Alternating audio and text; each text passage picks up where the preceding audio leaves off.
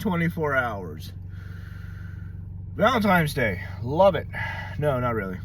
But it did at least end on a good note.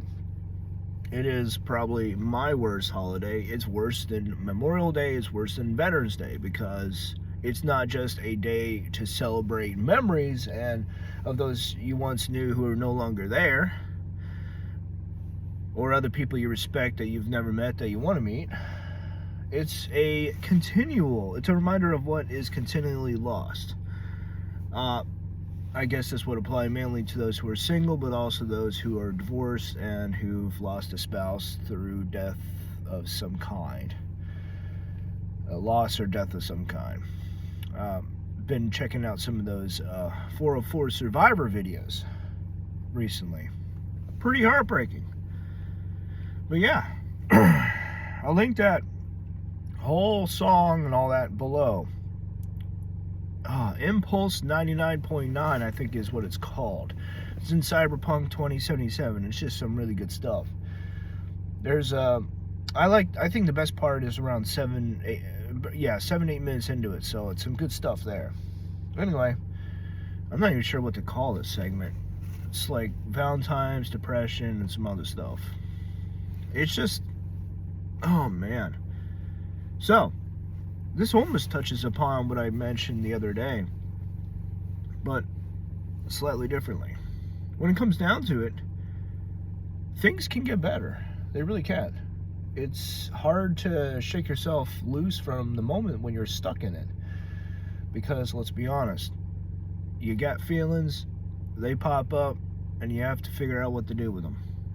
And, oh man, getting stuck in the past, in your memories. This is stuff that you want to do, stuff that happens.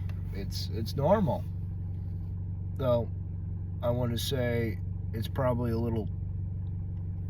it happens too much. That's why there's a lot of regret growing on. Not just with me, but with others. Trying to live a life with no regret is hard enough to do. So yeah, Valentine's Day. I think it's good to have the day, but when you have all of the negative experiences that me and other people have had, and a lot of missed opportunities, things that either never happened or things that just got messed up one way or the other, it's just like, it's awful. You want to check out, you want to just leave.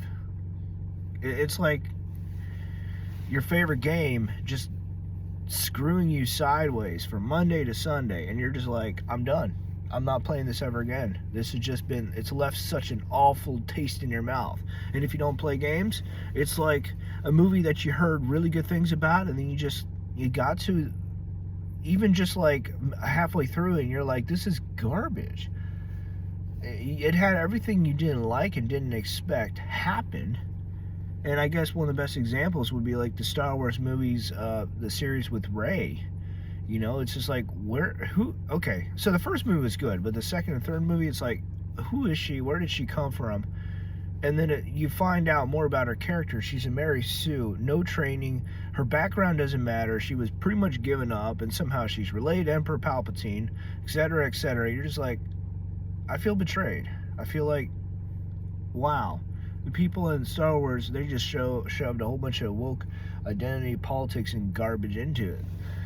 I mean, I'm quoting other people, and I'm using this as a point as far as like people have just stopped caring when things have just been trashed so badly.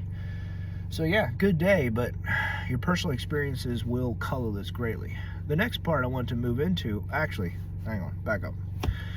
When it comes down to struggling with suicide and depression, I already touched upon that point very briefly. It's not just simply there's good seasons, bad seasons, good times, hard times. You gotta take the good with the bad, but also it's not like the bad will last. It can go over. You're just stuck in the moment. You're just like, I'm not seeing a way out. I guess using myself as an example, I've lost both brothers. I've lost both sisters. I don't even think they'll ever see this video. I don't even know if they care. I think my oldest one cares because things haven't gotten screwed up between me and her as it did with the other sister. Not necessarily by my choice, but like, there's a lot that's happened that just kind of ruins either you or your relationships as time goes on. Now, the other part is, even if it doesn't get ruined, you're still supposed to move apart, and you're supposed to live apart and basically have your own families and stuff like that. So, in a sense, siblings will leave. It's gonna happen. But it's not like anyone ever talks about that, right? It's not like anyone ever prepares others for this eventuality of, hey, family will break up and move apart, and thumbs up. You got it, right? So yeah, I lost both siblings. Well, all four of my siblings. And my parents are still around, thankfully.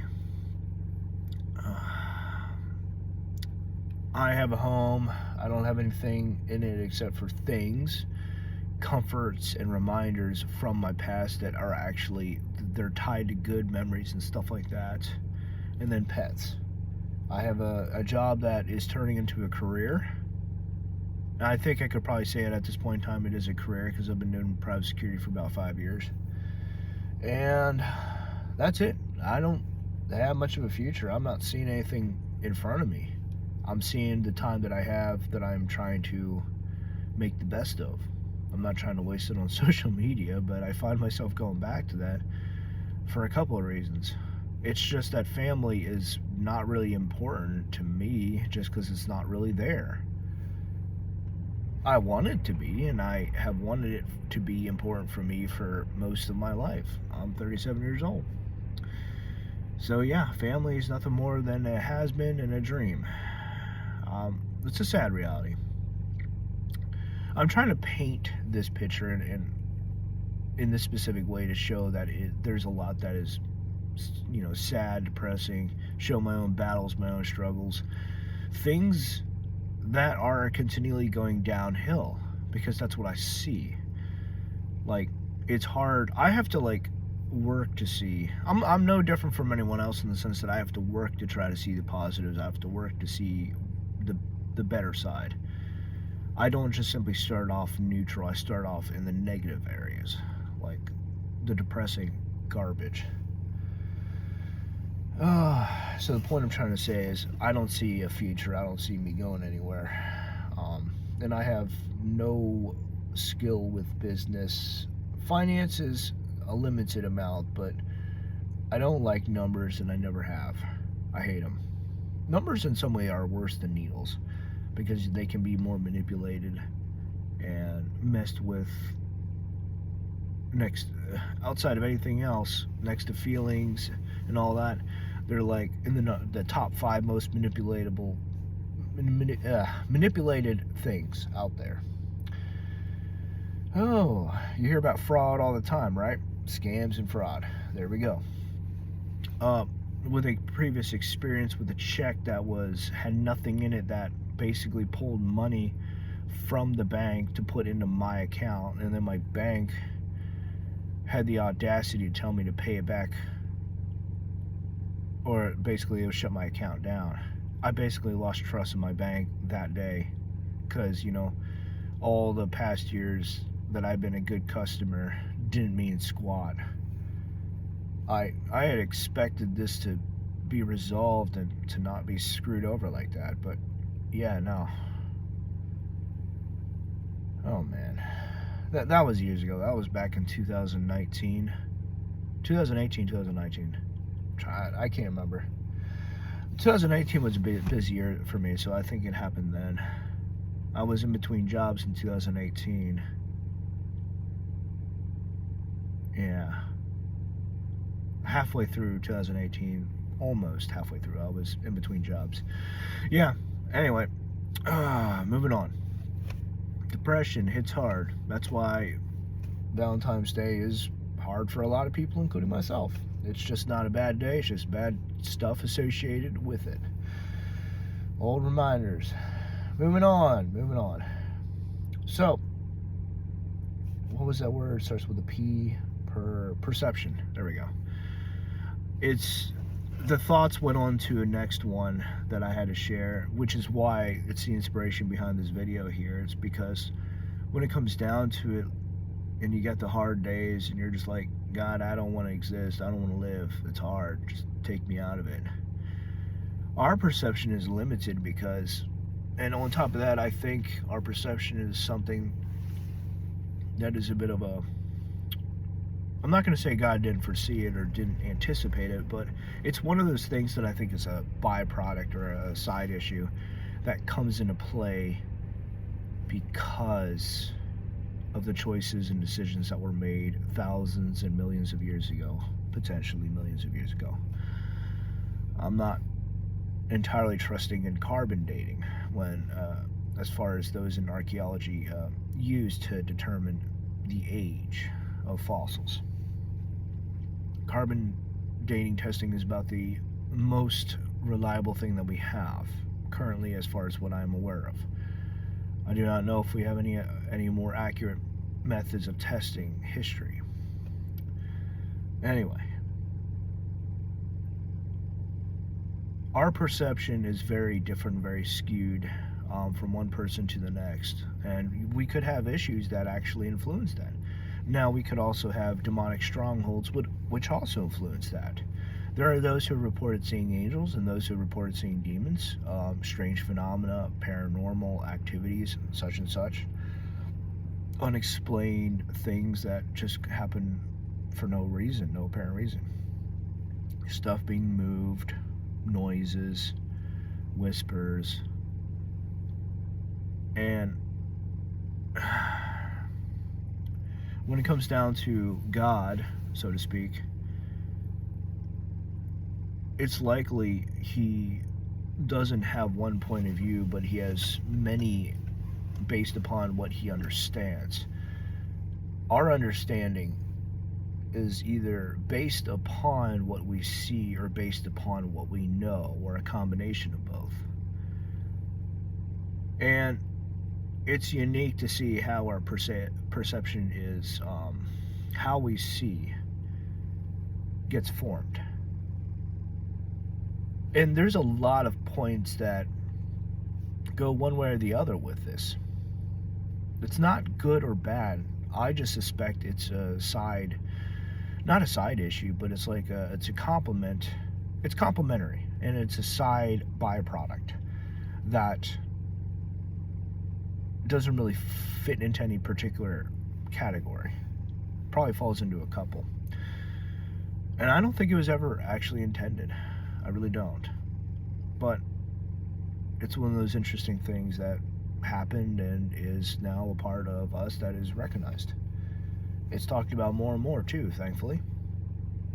You just have to look for it. It's you can stumble upon it in talk shows. What was that one with Oprah is in it or whatever? What is it? She and Elon Musk, and she has issues with a lot of people, and it's not Oprah. The View. There we go. The View. That's what it's called. Whoever is in charge of The View has become very hateful and very selective with her words, and very disrespectful and very frustrating to work with and talk to if you were on the other side. Perfect example right there. Oh man. So, yeah. There was a couple other things, but frankly, I may have to try to fit them in elsewhere. Yeah, Valentine's Day, perception, and suicide. Fun, right? I think we need to have the challenges and the struggles to help us in various different ways, to test us, to challenge us, to see where our vulnerabilities and weaknesses and issues lie so that we can work on them. And it's to test our character. I wouldn't say test our strength, go Mortal Kombat style, but test our character and all that. You can't really know who you are without going through testing of some kind. And, oh, right, this was the other important thing, too. Scars indicate worth. They indicate the fact that you're surviving. You One of my old phrases that I stumbled upon years ago, back during my first deployment, was, "I'm still here." It's my quote, or one of my quotes. I'm still here. And through the good times and the bad times, I could still say that to myself. Surviving and having survived this long, that is something that's important, you know? I've been tested, and I'm sure I failed in a couple of areas, but I'm still here. I think that's something I can take pride in. It's something other people should take pride in as well, because you're here, there's a purpose for it, there's a reason. You may not find out now or in the next year, maybe later down the road. Maybe you're already going through your purpose and you're realizing it now. But if so, you're probably not going to be watching this video unless you're a friend of mine and I happen to pass this on to you. Like, that's very much the case. People who are going through their purpose, you know, going through that moment or moments, they're doing what they're supposed to do. They're doing what they're called to do, what they feel led to do, etc., etc. And so that is what they're focused on. I guess in some ways I compliment other people very nicely in that sense, where, you know, I try to pass on what helps me, what has helped me, what I've seen, what I understood, to other people so they continue on with their own life. If I was to have been, if things were to be different, I may not be here. I may be doing something else, like raising a family, having a wife, and being offline. Because you have a decent family, a decent life, and all that, you're going to be offline. Plain and simple. The internet is not needed, but it is a cool new world that has been monetized and cultivated to breed out certain things. Breed out anonymity, so you can't just hide online. Censorship. Censorship is not entirely a bad thing, but the fact that you can control the narrative and all that means you are killing certain things that are valuable to many. Freedom of speech is valuable to many. And even just taking away certain things is just like, we can't even be ourselves anymore. What's the point? Now, don't get me wrong, people's selves can be very degenerative and evil and wrong in so many different ways, it's not even funny. And a lot of this shit or garbage or whatever can be tied to what you do, not necessarily to who you are. Many people have had to do bad things to survive, from theft all the way down to murder. Or killing others, sorry, not murder. To killing others, yeah. Murder's different because it's premeditated, while killing others can be in defense. Oh, but yeah. Ooh, wowzer. Instead of the way I normally started things, I think I'm just gonna close down here, think for a couple of minutes, play the song, or rather keep playing it, and let you guys think about it. Alright, where are we? I like this, I really do. It's good. I'm glad you stuck around this long. I hope you enjoyed it, because there's a lot here. It's good stuff. It's needed too. The amounts of young men who I've talked to are just like, dude, we just want to off ourselves. We just want to like disappear and leave because we've had it. It's staggering. It's only going to get worse, and a lot of people are becoming aware of this. I've talked. One of my friends, I say that because there's a lot of pain there. I'm going to keep it vague here because I think I'll show this to him. We go to the same Bible study. We talk about some of the issues, and he struggles to understand things that I presented. You know, Scripture is important. He goes to it as a foundation. He builds off of it, and that's all he endorses. That's all he goes for, is nothing but Scripture.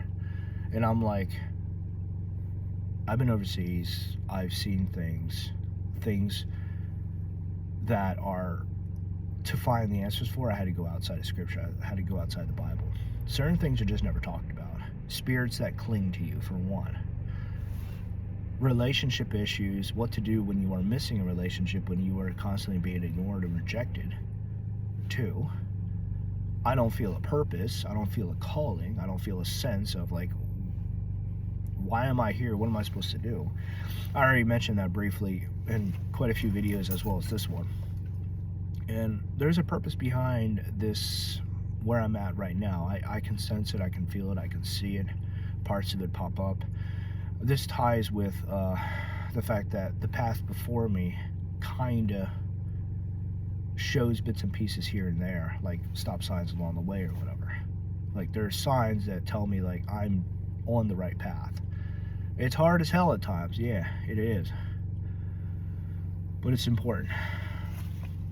But yeah, the other things that are going on in the world today, they're a reflection of much.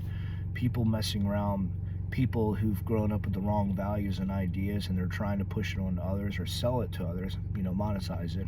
The media itself pushes a lot of problems and problematic stuff forward.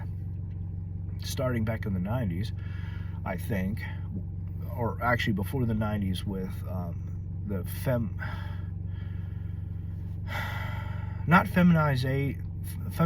feminizing men, but the whole feminism back then started off great, and then it got contorted and twisted into something that ends up hating men, ends up fearing men, ends up putting a lot of unfair blame and pointing fingers on to men, even when a lot of the problems actually were created by feminism. And then the 90s hit, and you have a lot of things saying like they're talking bad about abstinence, and they're promoting safe sex, quote unquote, use condoms, be sexually active. And then from there you have social media and the unknown craziness that is tied with that. Social media is not necessarily a bad thing, but with the way it's trying to be controlled now, it is turning into a bad thing. It's turning into something very negative, very, just be careful of who you listen to, watch out for, because this stuff is involving tons of strangers. And you hear less and less warnings about like, well, be careful of strangers, right? I'm probably going to always be a stranger to you, but I've been fairly transparent. I don't use that vulnerability crap. But there's a difference between vulnerability and transparency. In short, one is allowing yourself to be viewable, and the other one is purposely opening yourself up, even when you are at a weak area where you can be struck at and hit from. Whereas being transparent, you still got like some protection up. Let me see. Yeah, moving on. So my friend and I, we disagree on a lot, and he struggles to understand like the concepts that I've passed on to him and others about like, these are red flags, these are issues, these are problems. I do not see the church talking about this. I do not see older men talking about this. And Aaron Clary, with one of the videos that I passed previously, literally in the last one or two, I put the link down below about marriage and women and stuff like that, and he hits it right on the head there. Like, church is not a place for dating, it's not a place for like pursuing others, but also the older men do not know how to relate or connect with the younger generation, and what they've learned, what they've gone through, is very hard pressed to be passed on to others. Like, I'm 37, and many of the other men who I see in church they're over 40, way over 40. They don't know how to connect with me. They've got families, they've got kids, they're offline. So a lot of what I say has come across as something that is against the Bible, against women, stuff that's problematic at the very, very least. And I'm like, no, I'm combining scripture along with red flags and issues to raise awareness to them. It's fine if you don't care about not bringing young men and young women back to the church. It's fine if you just don't see these issues and problems that I'm pointing out. they will hit you square, not you personally, but they'll hit the church square and fair. And people like myself, we're leading the way in the sense of like, hey, take a look, this is happening. I mean, it's not like I want to walk away from the church, but I gotta protect me. I'm the only one in my life, as far as people goes. I have to protect myself. How do you do that? By paying attention to your surroundings, pay attention to other people, looking to see what is out there and what can affect you, impact you, possibly change you. I think this is a bit far stretch here, but I think what the Joker or whoever first said it, what doesn't kill you makes you stranger. And I'm like, spot on. People would encourage themselves by saying, stronger, but I'm like, well, stranger kind of fits my definition here. All of it has its purpose, thankfully, but like, doesn't mean it's always going to be easy to deal with, All right. Yeah, like I said, I'm going to end things on a different note. Hope you enjoy. This is some good stuff, man. Cyberpunk 2077, 99.9 Impulse Radio. It's one of the newer radio stations added by the DLC. Agreed. Needs to release these officially because it's some good stuff.